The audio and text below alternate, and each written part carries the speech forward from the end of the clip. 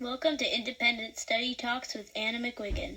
This month's topic is the 7 Habits of Highly Effective People.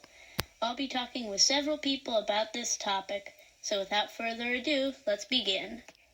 For habit number 1, be proactive. I'm here with my Uncle Matt.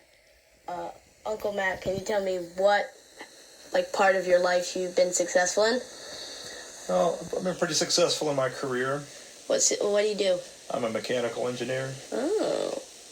How has being proactive helped you with that?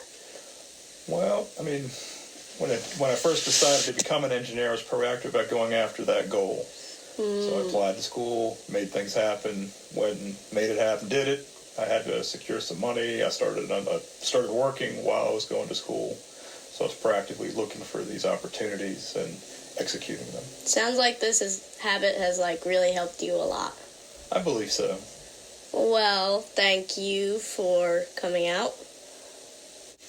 I'm here with my sister Maura for habit 2, begin with the end in mind. Hi, Maura. Hi! So, I understand you do landscape architecture in school? Yes, I did just tell you that. So, do you use this habit, usually for the process of landscape architecture? Begin with the end in mind? Yes, that's normally how I do things. Not sure if you're really supposed to do that, but it's what works best for me.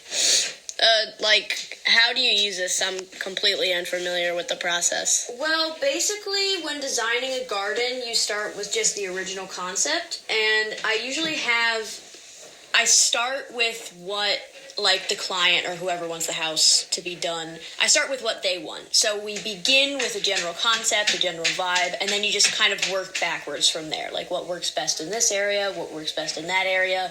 But you all kind of make sure it kind of fits together, so it's good to start with a clear image in your head, if that makes sense. Well, sounds like this has been a very helpful habit for you. Yeah, pretty much. Well, thanks, Maura. No problem. I'm here with my grandfather, Gary Sampson, for habit number 3, put first things first. Hi, Pops. How you doing today? So what, part of your life have you been most successful, do you think? Well, I think part of my life's been most successful is my family. All my kids and grandkids are great, but if you want to talk about business success, then with my job, I've had a lot of success working for real big companies and doing a lot of interesting work. Has the habit 3, helped you with this? Yes, it's part of my personality. I'm a list person, getting things done, knocking off the list. But I also believe in finding, when mistakes occur, making sure you find the root cause so that they don't happen again. Sometimes that's difficult because the root cause of mistake might be people. And, like I do, people are much harder to deal with than fixing some code in a computer or correcting a switch or redesigning a widget. But that's the kind of work I was always doing, is trying to find fixes to mistakes to make sure they never happen again. So that's what we will always tackle. What's the mistake, rather than the residual effects of it. So, lists and putting the first thing that you have to do first, doing that first really helps you with that? Correct. Right. Well, thank you for talking with me. You're welcome. For habit number 4, think win-win, I'm here with my mom, Amber. Hi, Mom. Hello. So, you're part of, a team at work, right? Mm-hmm. So, yep. I imagine that think win-win helps you a lot. So this has become really important at my current job because I'm definitely working more as a team than I have in previous jobs. So I work as part of a clinical team. There's 3 clinicians, and then we have 2 behavioral techs, and then we've got a couple of supervisors and then some desk staff. And everybody has to work together in order to serve the patients. And sometimes I find that in order to get something done for patient care, sometimes I have to ask people to do things that they might not be otherwise inclined to do. So I have to come up with creative ways to pitch ideas to people to make it a win-win for everyone. So if I want to introduce something in terms of a new group, I try to think of ways that it might improve people's workday, or reasons they might enjoy it, or if I want to accomplish a certain task, I try to emphasize to people that it's going to make us look good in front of our supervisor, or something like that, so that everybody benefits. Yeah, sounds like that really helps you as part of a team at work. Mm-hmm. Well, thanks, Mom. No problem. For habit number 5, seek first to understand, then be understood. I'm here with my dad, Colin. Hey, Dad. Hi, Anna. What part of your life do you think you've been most successful with? I would say my family.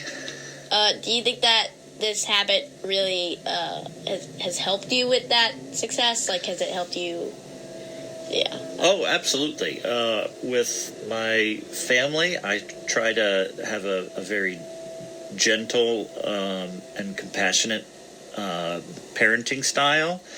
And so when it comes to communicating with my children, yourself included, I first want to make sure that there is trust established, trust that I have your best interest at heart, trust that I know what I'm talking about when I advise a course of action or ask something of you kids.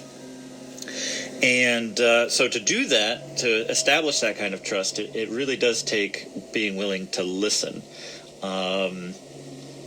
so that you know that I hear your perspective and have absorbed it and understand what you're saying, and then have your best interest at heart, and I take your perspective into account before I then try to say anything to you.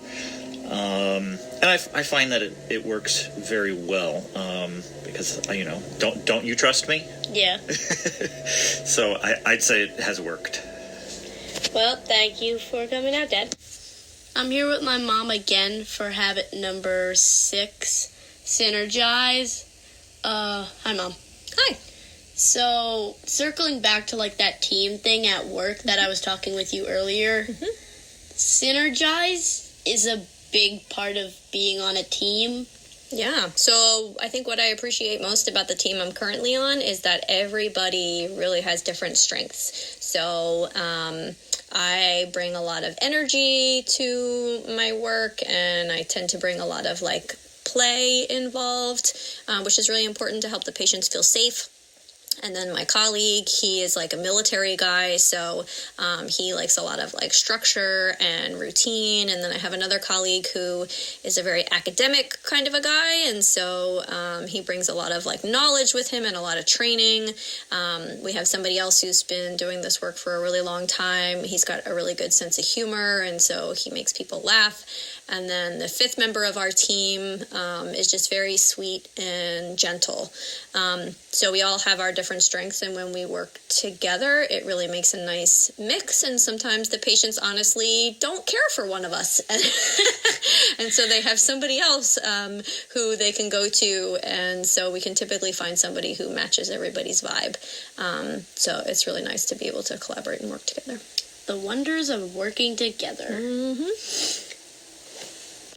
For Sharpen the Saw, the last habit, I am not going to be interviewing anybody because I have enough experience with this habit myself.